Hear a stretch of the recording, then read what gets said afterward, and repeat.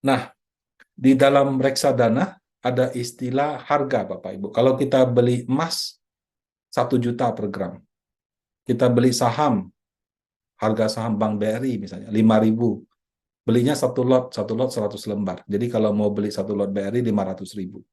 Kalau reksadana gimana Pak? Kalau di reksadana ada 3 istilah ya. Istilah yang pertama disebut dengan nilai aktiva bersih atau NAB. NAB itu misalnya di reksadana ada dana di satu reksadana terkumpul dana 500 miliar. 500 miliar itu disebut dengan NAB atau kalau bahasa Inggrisnya Asset Under Management. Ya.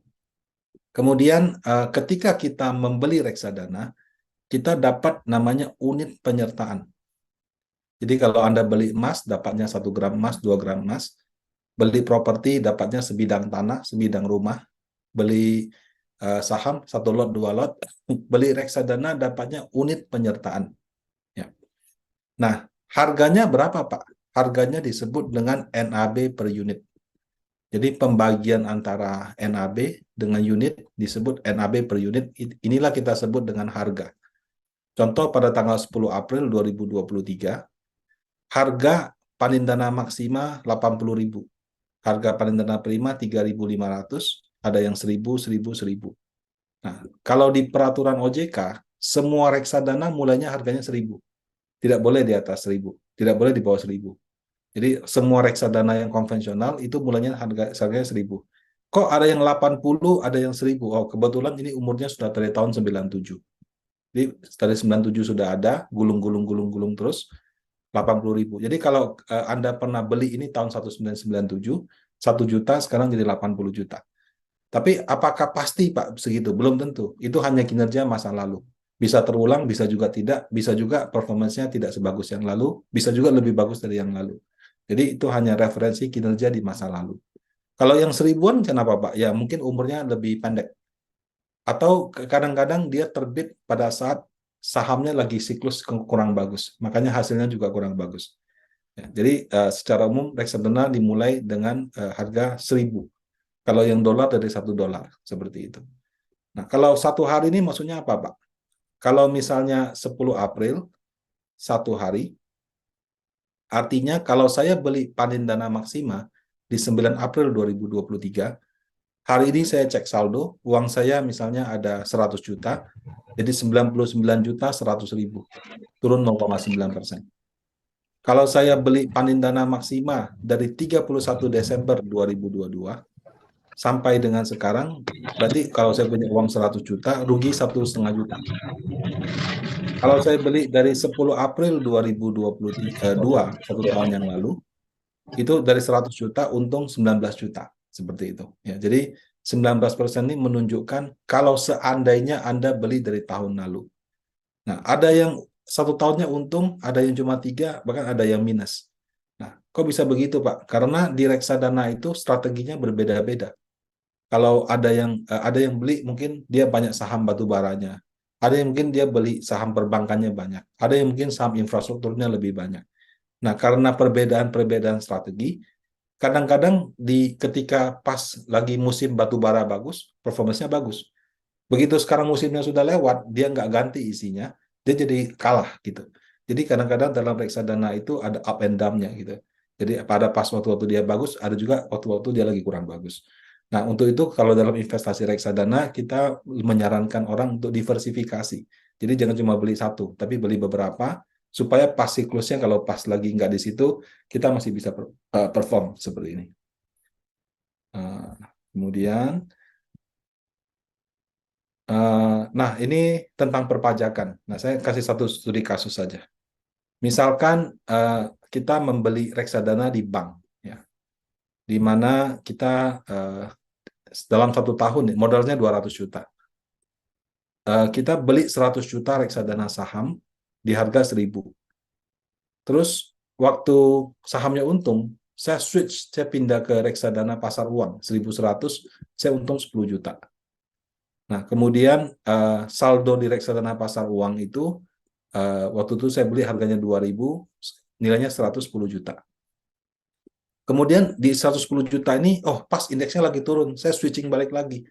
switching lagi dari reksadana pasar uang, pindah ke reksadana saham. Jadi saya modalnya 100, masuk reksadana saham, untung, saya pindahin semua ke reksadana pasar uang, terus pas lagi ada momentum, saya pindah balik lagi. Nah, pada saat pindah balik, uang saya yang 110 juta ini di pasar uang ada untung dikit, 550.000. Kemudian masuklah di reksadana saham di harga 1080. Nah, yang 1080 ini pas penutupan harganya 950 karena turun gitu kan. Nah, itu jadi yang pertama ya di reksadana saham. Kemudian yang kedua reksadana terproteksi, tapi kita lihat yang pertama dulu. Jadi saya catat di pajaknya gimana Pak di SPT pajak. Jadi kita akan catat, saya akan punya reksadana saham sebesar 102.000 unit, ya, unit penyertaan gitu kan. Itu dihitung dari transaksinya gitu ya. Dapatnya dari mana Pak? 110 juta dibagi dengan 1080. Dapatlah 102 ini. Nah, kemudian apa namanya? Harga pada ini laporan banknya, maaf ya. Jadi di laporan bank itu kita dapat seperti ini. Akhir tahun segini, harganya segini, modal saya 110 juta, nilai pasarnya 97 juta, unrealized gain-nya 13 juta. Unrealized loss-nya maksudnya 13 juta. Kemudian saya beli lagi reksadana terproteksi 100 juta. Reksadana ini ada bagi hasilnya setiap bulan atau setiap 3 bulan. Ya. Nah, selama 2000 tahun tersebut, saya telah menerima bagi hasil 6 juta rupiah. Jadi, saya masukin di laporan banknya, saya punya 100.000 unit, di akhir tahun harganya 1.005, modal saya 100 juta, nilai pasarnya 100,5 juta, unrealized gain-nya 500.000. Ini dapat dari selisih ini ya. Nah, kemudian saya telah menerima pembagian 6 juta rupiah. Nah, terus ada deposito juga, katakan di bank saya ada deposito. Pertanyaannya Pak, saya kalau lapor SPT gimana Pak? Kalau lapor di SPT Bapak Ibu, di SPT itu kita nomor 1 harus melaporkan harta. Ya. Karena kalau hartanya tidak kita laporkan di SPT, itu kenapa ada tax amnesty Pak? Kenapa ada program pengungkapan sukarela PPS gitu kan? Karena orang punya harta nggak dilaporkan dalam SPT, ditemukan sama petugas pajak, dianggap penghasilan yang kamu sembunyikan. Jadi kalau harta tidak dilaporkan dalam SPT, mau itu harta mobil, rumah, tanah, saham, obligasi, reksadana, unit link, asuransi, itu semua adalah harta. Kalau kita tidak laporkan dalam SPT, ditemukan oleh pajak, itu dianggap sebagai harta yang disembunyikan. Dan kita dikenakan denda atas itu. Nah, jadi nomor 1 harus laporkan sebagai harta. Yang tadi pertama deposito kita laporkan. Ya. Yang reksadana kita laporkan. Nah, yang kita laporkan kan tadi ada 2 info tuh. Saya punya modal 210, saya punya saldo 197. Yang dilaporkan yang mana? Yang dilaporkan itu adalah modalnya Bapak Ibu. Jadi kalau dalam pajak itu dia tidak mengenal market value, dia cuma mengenal book value atau harga perolehan. Jadi yang kita laporkan adalah modalnya kita di situ. Nah, kemudian kan tadi saya sempat switching, dapat untung. Bagi hasil dapat untung. Lapor di mana, Pak? Lapornya di sini. Penghasilan bukan objek pajak ya, yang kategori 6C. Nah, kalau penghasilan itu pajaknya nggak antusias. Tapi Anda kalau bisa lapor. Kenapa? Karena kalau saya bilang saya ada untung 16.500.000, saya bisa bilang, oh kemarin saya beli mobil Avanza, DP-nya dari keuntungan reksadana. Kenapa? Karena saya pernah untung 16.550.000 di sini. Jadi ini menambah penghasilan. Apakah nanti buat saya kurang bayar, Pak? Enggak. Anda nggak akan kurang bayar kalau di situ. Jadi ketika Anda melakukan pembelian reksadana, Anda jual beli reksadana ada untung 16 juta, maka 16 juta ini tidak membuat pajak Anda kurang bayar atau lebih bayar. Ya. Jadi pelaporan dalam SPT itu 1 sebagai harta, 1 lagi sebagai penghasilan. Dan khusus untuk reksadana, masuk kategori penghasilan tidak termasuk objek pajak. Nah, itu. Oke, selanjutnya,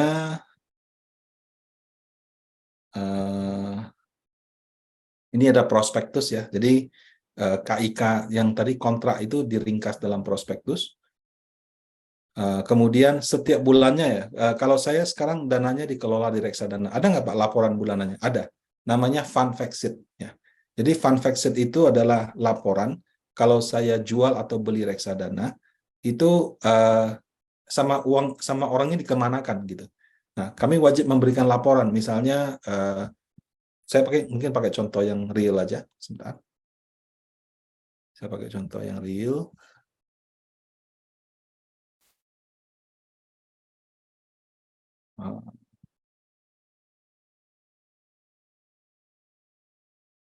Oke,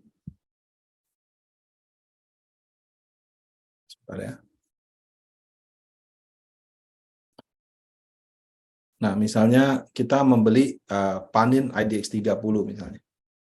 Dokumen fund fact sheet. Nah, di sini ada laporan. Oh, reksadana ini sampai dengan April 2023 telah mengelola dana 1,6 triliun. Dia terbit tahun berapa? Oke, minimum pembeliannya berapa? Nah, kemudian uang yang 1,6 triliun itu dikemanakan? Oh, dibelikan saham Astra 7%, Bank BCA 15%, Bank Mandiri 11%, BNI 4%, BRI 15%, Goto 4%, dan seterusnya, dan seterusnya, dan seterusnya.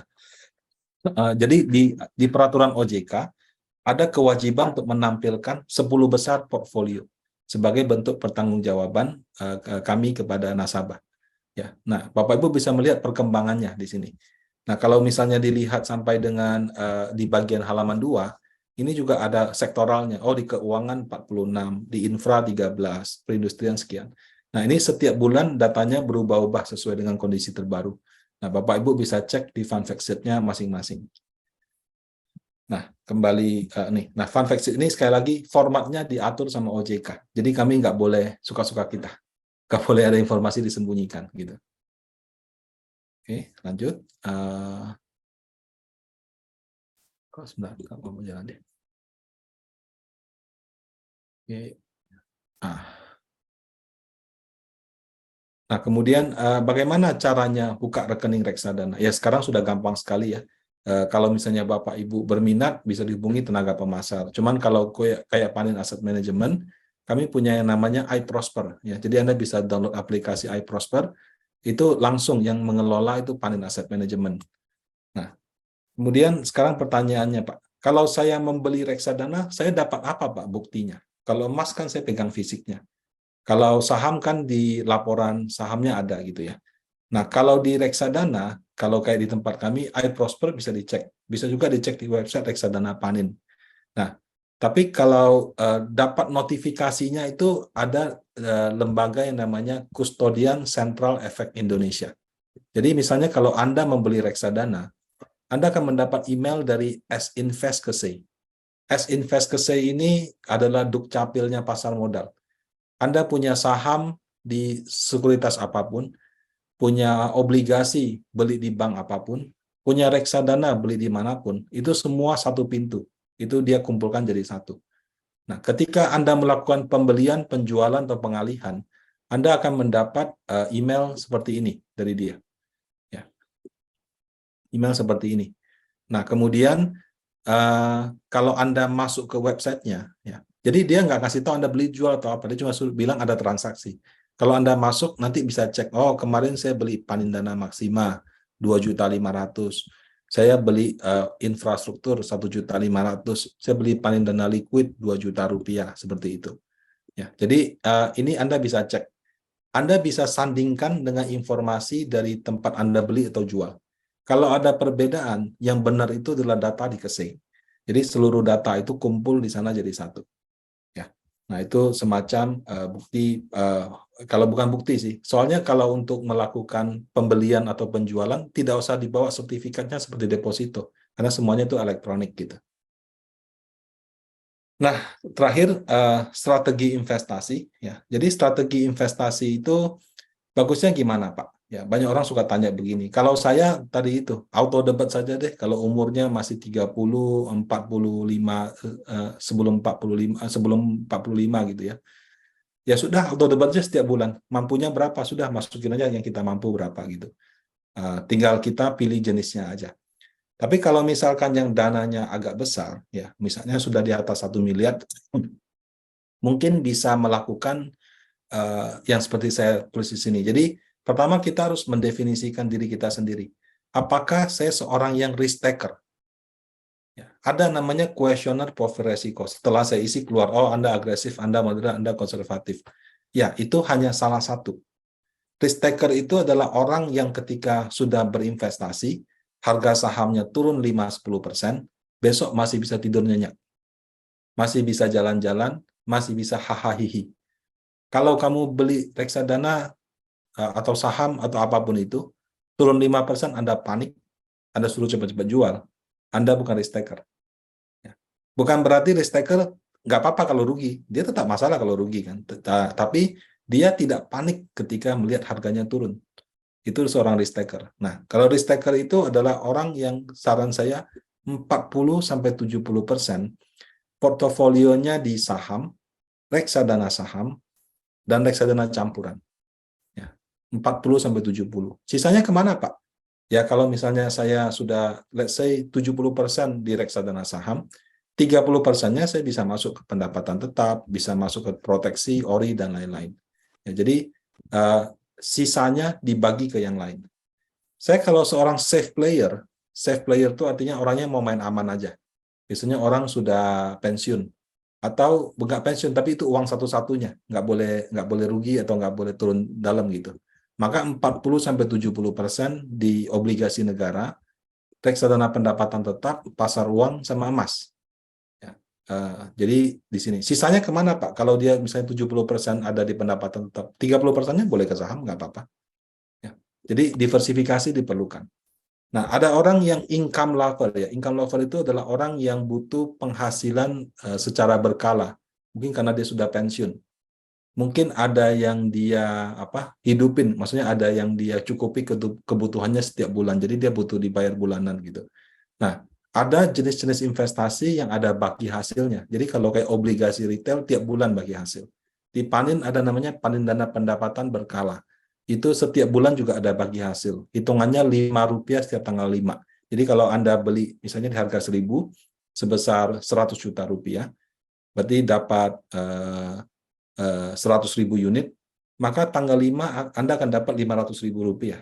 Tanggal 5 bulan depan 500.000 lagi, tanggal 5 bulan depan 500.000 lagi. Cuman pokoknya bisa naik turun, tapi bagi hasilnya akan 5 setiap tanggal 5. Nah, itu cocok untuk orang yang sudah maunya ini, atau reksadana terproteksi, yang ada bagi hasil secara berkala biasanya setiap 3 bulan.